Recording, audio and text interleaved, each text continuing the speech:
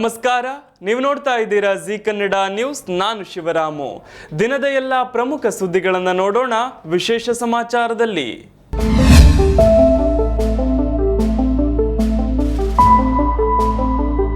ಪಹಲ್ಗಾಮ್ನಲ್ಲಿ ನಡೆದ ಉಗ್ರ ದಾಳಿಗೆ ಸಂಬಂಧಿಸಿದಂತೆ ವಿಶೇಷ ಅಧಿವೇಶನ ಕರೆಯುವಂತೆ ಕಾಂಗ್ರೆಸ್ ಪಕ್ಷ ಒತ್ತಾಯಿಸಿದೆ.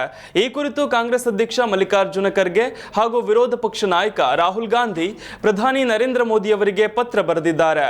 ಈ ಘಟನೆಯ ಬಗ್ಗೆ ಸಾಮೂಹಿಕ ಪ್ರತಿಕ್ರಿಯೆಯನ್ನು ಆಲಿಸಲು ಎರಡೂ ಸದನಗಳ ವಿಶೇಷ ಅಧಿವೇಶನ ಕರೆಯುವಂತೆ ಒತ್ತಾಯಿಸಲಾಗಿದೆ.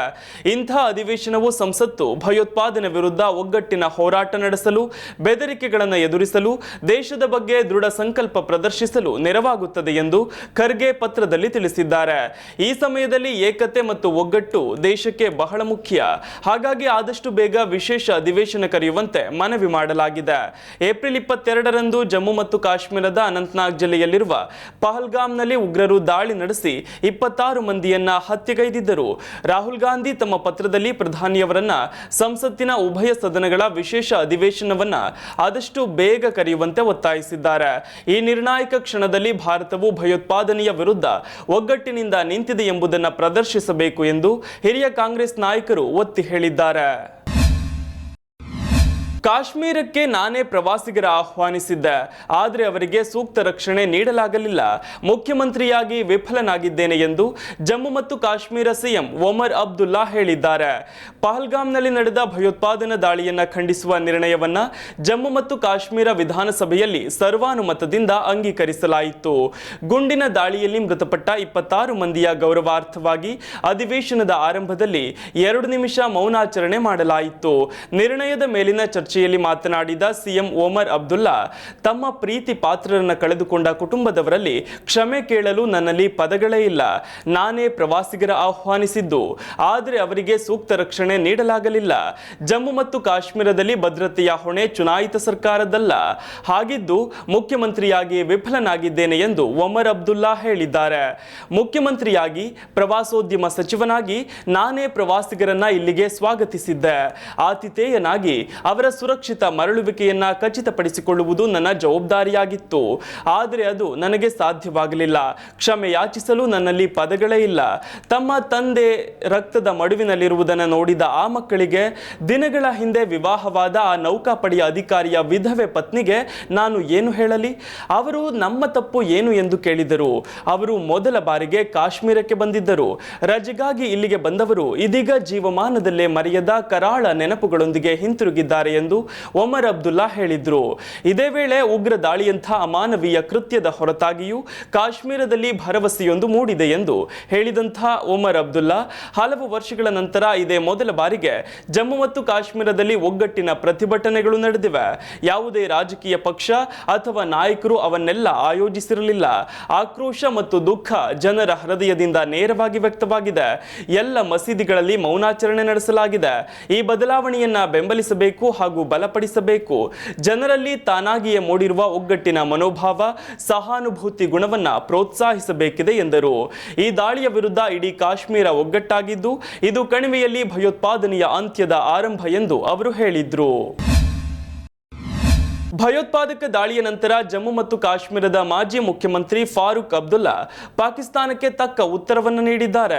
ದೇಶದ ಹಳೆಯ 2 ರಾಷ್ಟ್ರ ಸಿದ್ಧಾಂತವನ್ನ ಕಾಶ್ಮೀರವು 1947ರಲ್ಲೇ ತಿರಸ್ಕರಿಸಿತ್ತು. ನಮ್ಮ ನೆರೆಹೊರೆಯವರು ಇಂದಿಗೂ ಕೂಡ ಮಾನವೀಯತೆಯನ್ನ ಕೊಲೆ ಮಾಡಿದ್ದಾರೆಂದು ಅರ್ಥ ಮಾಡಿಕೊಳ್ಳದಿರುವುದು ನಮಗೆ ವಿಷಾದ ತಂದಿದೆ. ಹೀಗೆ ಮಾಡುವುದರಿಂದ ನಾವು ಪಾಕಿಸ್ತಾನದ ಜೊತೆ ಸೇರುತ್ತೇವೆ ಎಂದು ಅವರು ಭಾವಿಸಿದ್ರೆ ನಾವು ಅವರ ತಪ್ಪು ತಿಳುವಳಿಕೆಯನ್ನ ಅವರಿಗೆ ಅರ್ಥ ಮಾಡಿಸಬೇಕಾಗಿದೆ. 47ರಲ್ಲಿ ನಾವು ಅವರೊಂದಿಗೆ ಹೋಗಲಿಲ್ಲ ಅಂದ ಮೇಲೆ ಇಂದು ಯಾಕೆ ಹೋಗ್ತೇವೆ? ಆ ಸಮಯದಲ್ಲಿ ನಾವು 2 ರಾಷ್ಟ್ರ ಸಿದ್ಧಾಂತವನ್ನ ನೀರಿಗೆ ಎಸೆದಿದ್ದೇವೆ. ಇಂದು ಕೂಡ ನಾವು 2 ರಾಷ್ಟ್ರ ಸಿದ್ಧಾಂತವನ್ನ ಸ್ವೀಕರಿಸಲು ಸಿದ್ಧರಿಲ್ಲ. ಹಿಂದೂ, ಮುಸ್ಲಿಂ, ಸಿಖ್, ಕ್ರಿಶ್ಚಿಯನ್ ನಾವೆಲ್ಲರೂ ಒಂದೇ. ಈ ರೀತಿಯಾಗಿ ಫಾರೂಕ್ ಅಬ್ದುಲ್ಲಾ ಸುದ್ದಿಗಾರರಿಗೆ ತಿಳಿಸಿದ್ದಾರೆ. ನಾನು ಪ್ರತಿ ಬಾರಿಯೂ ಪಾಕಿಸ್ತಾನದೊಂದಿಗೆ ಮಾತುಕತೆಗೆ ಒಲವು ತೋರುತ್ತಿದ್ದೆ. ಆದರೆ ಈ ಬಾರಿ ಪಹಲ್ಗಾಮ್ ದಾಳಿಯಲ್ಲಿ ತಮ್ಮ ಪ್ರೀತಿ ಪಾತ್ರರನ್ನ ಕಳೆದುಕೊಂಡವರಿಗೆ ನಾವು ಹೇಗೆ ಉತ್ತರಿಸುವುದು? ನಾವು ಅವರಿಗೆ ನ್ಯಾಯ ನೀಡಬೇಕಿದೆ. ಇಂದು ಭಾರತ ದೇಶವು ಇಂತಹ ದಾಳಿಗಳು ಮತ್ತೆಂದೂ ಸಂಭವಿಸದಂತೆ ಕ್ರಮ ಕೈಗೊಳ್ಳಬೇಕೆಂದು ಬಯಸುತ್ತಿದೆ ಎಂದು ಫಾರೂಕ್ ಅಬ್ದುಲ್ಲಾ ಹೇಳಿದ್ದಾರೆ. ಉಗ್ರ ದಾಳಿಯ ನಂತರ ಪಾಕಿಸ್ತಾನ ಮತ್ತು ಭಯೋತ್ಪಾದನೆಯನ್ನು ಬೆಂಬಲಿಸುವ ಅದರ ನೀತಿಗಳ ಬಗ್ಗೆ ಮತ್ತೆ ಪ್ರಶ್ನೆಗಳೆದ್ದಿವೆ. ವಿಶ್ವಸಂಸ್ಥೆಯಲ್ಲಿ ಭಾರತ ಪಾಕಿಸ್ತಾನದ ಮುಖವಾಡವನ್ನು ಕಳಚಿದೆ. ಇದು ಭಯೋತ್ಪಾದಕರಿಗೆ ಹಣಕಾಸು ಒದಗಿಸುವ ಒಂದು ರಕ್ಕಸ ದೇಶ ಎಂದು ಪಾಕಿಸ್ತಾನವನ್ನು ಕರೆದಿದೆ. ವಿಶ್ವಸಂಸ್ಥೆಯಲ್ಲಿ ಭಾರತದ ರಾಯಭಾರಿ ಯೋಜ್ನಾ ಪಟೇಲ್ ಮಾತನಾಡಿ, ಪಾಕಿಸ್ತಾನದ ರಕ್ಷಣಾ ಸಚಿವ ಖ್ವಾಜಾ ಆಸಿಫ್ ಸಂದರ್ಶನದಲ್ಲಿ ಭಯೋತ್ಪಾದನೆಗೆ ಬೆಂಬಲ ಹಾಗೂ ಹಣಕಾಸು ಸಹಾಯ ಮಾಡಿರುವುದನ್ನು ಒಪ್ಪಿಕೊಂಡಿದ್ದಾರೆ. ಅದನ್ನು ಇಡೀ ಜಗತ್ತೇ ನೋಡಿದೆ. ಖ್ವಾಜಾ ತಪ್ಪೊಪ್ಪಿಗೆಯಿಂದ ಯಾರಿಗೂ ಆಶ್ಚರ್ಯವಾಗಿಲ್ಲ.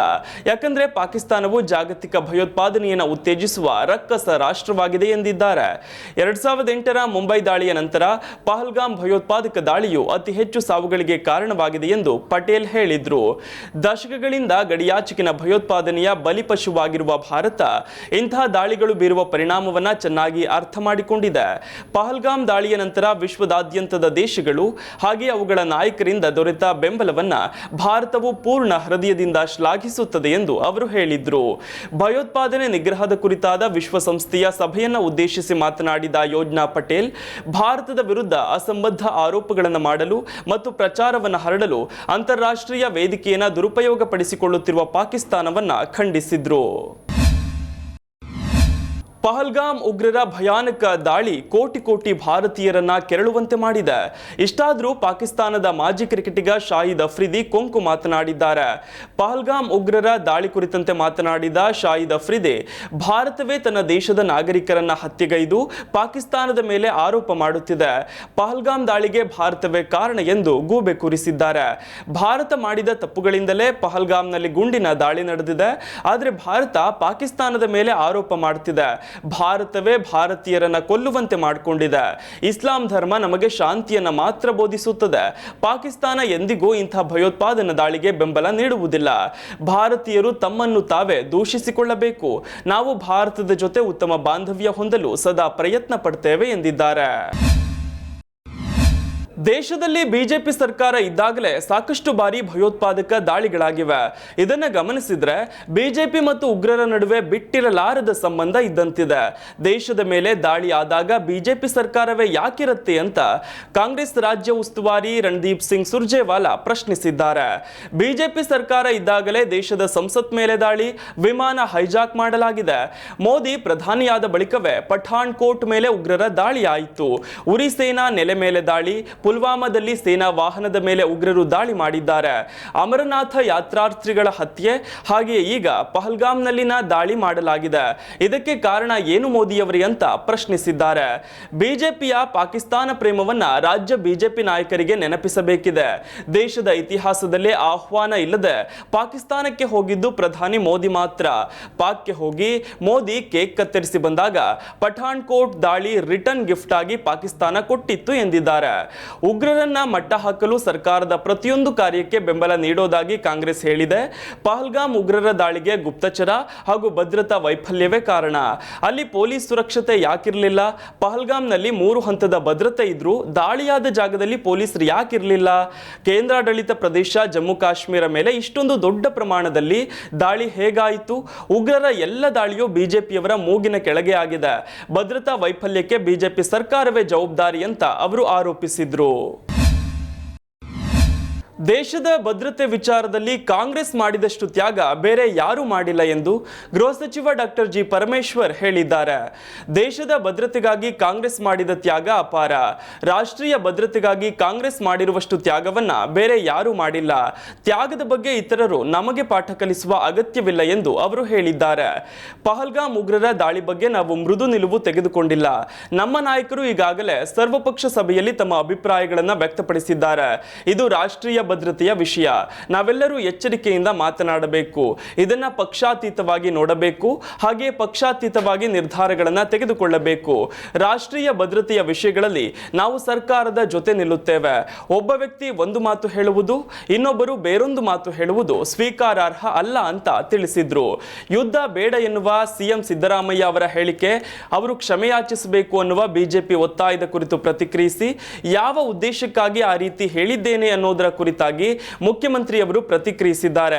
ಅಗತ್ಯ ಬಿದ್ದಾಗ ಯುದ್ಧ ಮಾಡಲು ಹಿಂದೆ ನೋಡಬಾರದು ಅನ್ನೋದನ್ನು ಕೂಡ ಅವರು ಹೇಳಿದ್ದಾರೆ ಎಂದರು.